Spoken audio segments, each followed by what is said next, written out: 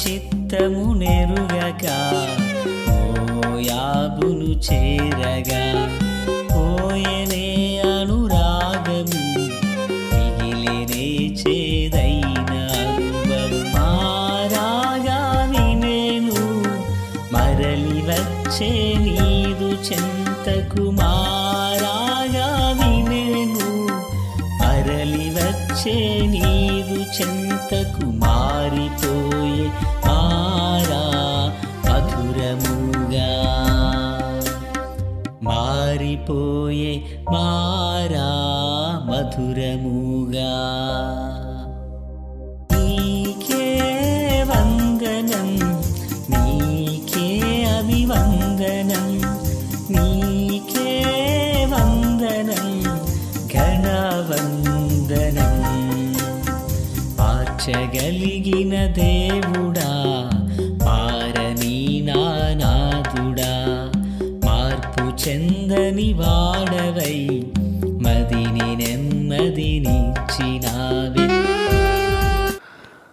ప్రభు అయినటువంటి యేసుక్రీస్తు వారి పరిశుద్ధమైన నామంలో తండ్రి అయిన దేవాది దేవునికి నిత్యము స్తుతియు స్తోత్రములు మహిమయు ఘనతయు ప్రభావములు యుగయుగములు ప్రభువునకే చెల్లునుగాక. ఆత్మీయులారా, బాగున్నారు కాదు? దేవుని మహాకృపను బట్టి మరో పర్యాయం మనం ఎలాగన కలిసి దేవుని దైవవాక్యమును ధ్యానం చేయటగాను దేవుడు అనుగ్రహించిన ఈ మంచి తరుణాన్ని బట్టి మనం ప్రభువుని ఎంతగానో స్తుతించాం, బద్దులమునై ఉన్నాము. దయగలిగిన ఆయన ఆత్మచేత సమభూమి గల దేశమున ప్రభువు మనలను నడిపించునుగాక. ఆమేన్. నేటి దిన వాక్య ధ్యానం కొరకైన భాగము ఆదికాండము 47వ అధ్యాయం 13 నుండి దగ్గరగా 22 వరకున్న వచనాలను మనం ధ్యానం చేయబోతున్నాం. 20వ వాక్యం. అట్లు యోసేపు ఐగుప్తు భూములన్నింటినీ ఫరో కొరకు కొనెను. కరువు వారికి భారమైనందున ఐగుప్తీయులందరూ తమ తమ పొలములను అమ్మివేసిరి గనుక భూమి ఫరోది ఆయను. ప్రార్థన. తండ్రి దేవా స్తోత్రం, వాక్యం చేత మాతో మాట్లాడి నన్ను మమ్ములందరినీ బలపరచండి. మీ దీవెన మాకు దయచేయండి. రాకడ కొరకు రాజ్యం కొరకు మమ్మను సిద్ధపరచండి. దైవ స్వరాన్ని వినిపింపచేయండి. మహిమ పొందండి. యేసయ్య మహోన్నతమైన నామంలోనికి ప్రార్థించిన మనవులన్నీ పొందియున్నామని నమ్ముచున్నాము మా పరమ తండ్రి. ఆమేన్. ఆత్మీయులారా, ఈ భాగంలో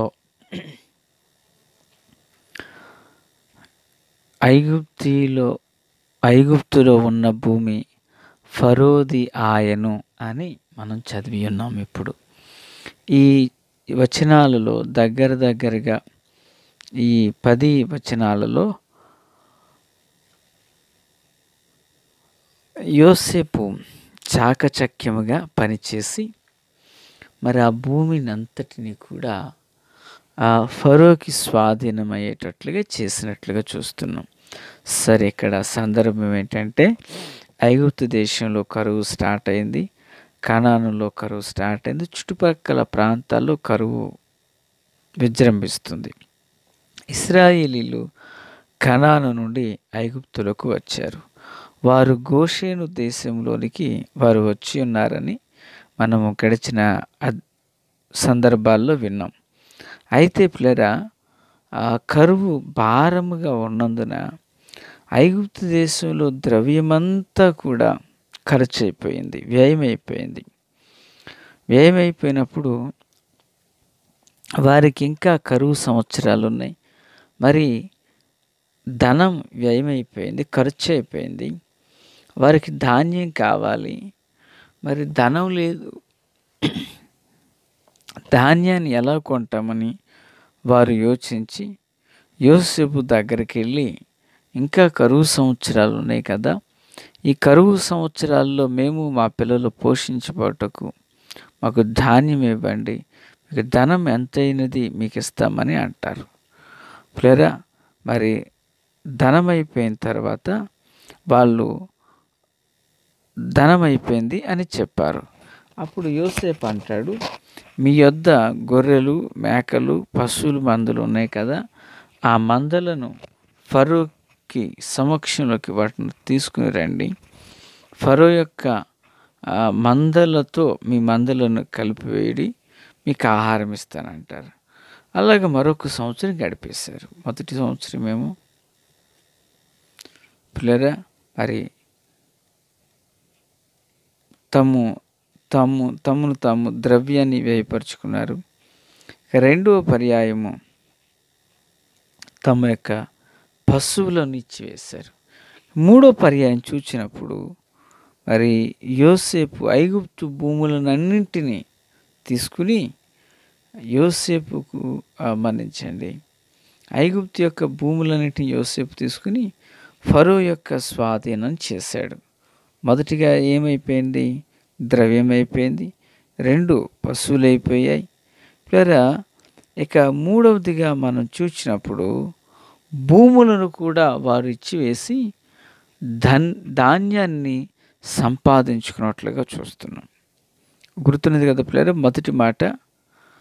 మొదటి మాటలో ఐగుప్తు దేశంలో ఉన్న ఇజ్రాయేలీల మధ్యలో దేవుడు తన సన్నిధిని, ముఖకాంతిని ప్రకాశింపచేశాడు.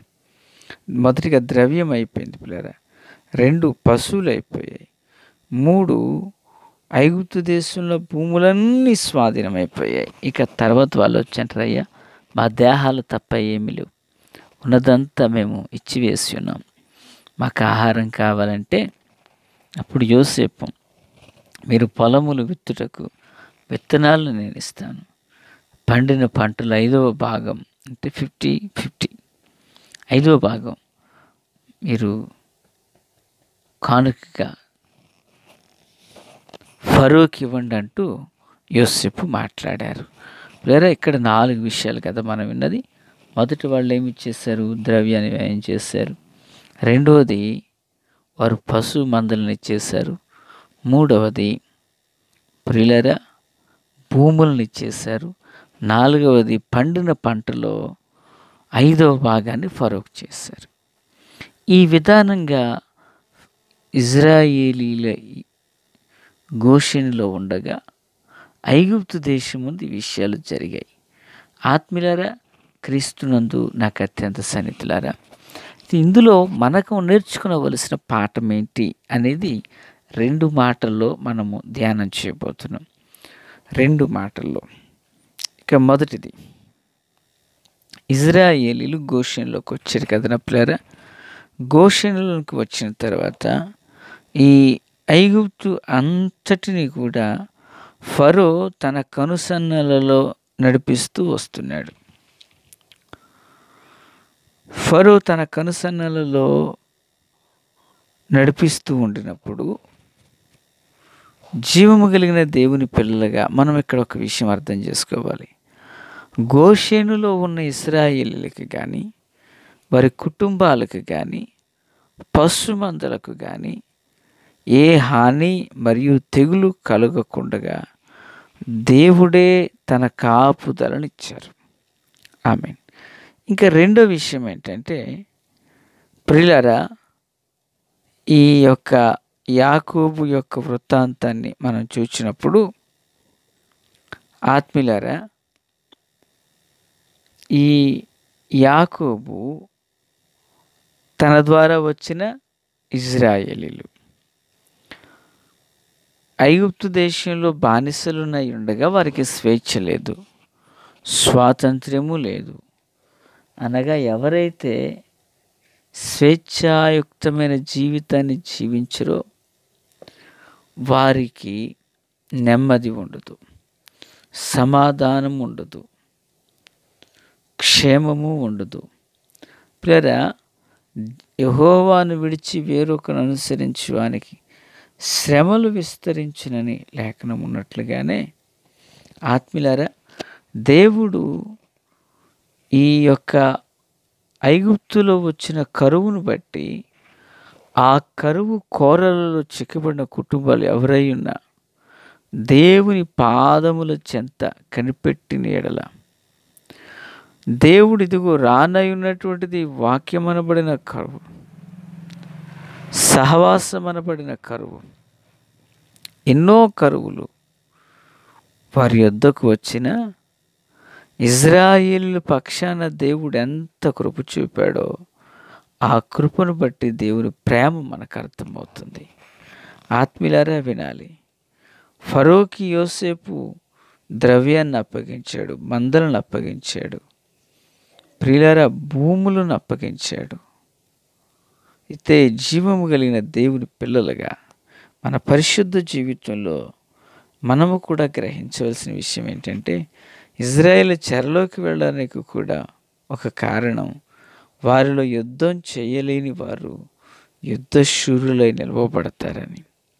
పిల్లరా, ఇంతగా ఐగుప్తులు అల్లాడిపోతుంటే, యాకోబు అల్లాడిపోతుంటే, పిల్లరా క్రీస్తునందు నాకు అత్యంత సన్నిహితులారా, ఆయన బిడ్డలు అనబడిన వారిని ఎన్నడూ ఆయన విడువడు, ఎన్నడూ ఎడబాయుడు. దేవునికి స్తోత్రం. ఆత్మీయులారా, మరి గోషెనులో ఉన్న ఇజ్రాయేల్ కుటుంబాలు కాపాడబడితే, గోషెను తదుపరి ఉన్నటువంటి ఇజ్రాయేల్ దేవుని ఆశీర్వాదానికి సమీపస్తులులై ఉన్నారు. కనుక ఆత్మీయులారా, క్రీస్తునందు నాకు అత్యంత సన్నిహితులారా, ఐగుప్తులో ఉన్న యాకోబు కుటుంబీకులను కాచి కాపాడు దేవుడు మనలను, మన కుటుంబాలను కాచి దాచి కాపాడును గాక. ఆమేన్. Praise the lord.